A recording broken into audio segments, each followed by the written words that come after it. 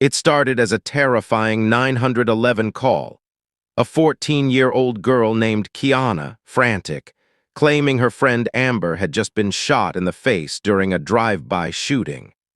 But as first responders rushed to save the young girl's life, they quickly realized nothing at the crime scene made sense.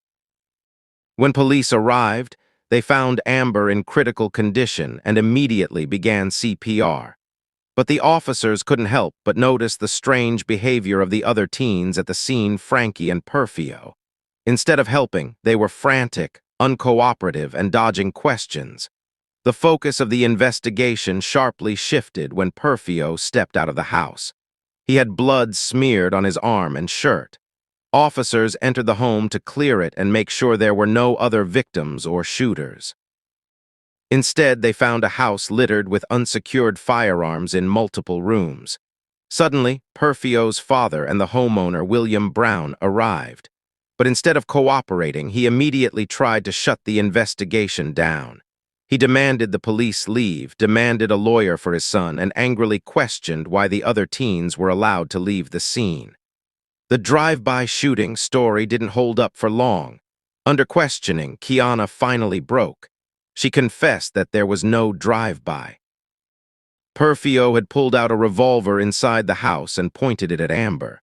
When Amber tried to push the gun away, it went off, shooting her in the face. Panicking, the teens dragged Amber's body outside to stage a drive-by.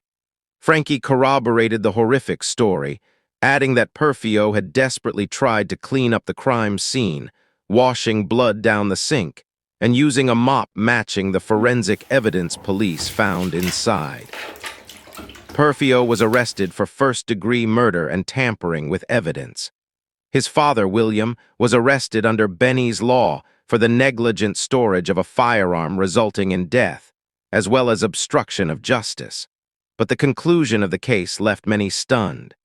William Brown was ultimately found not guilty of making a firearm accessible to a minor.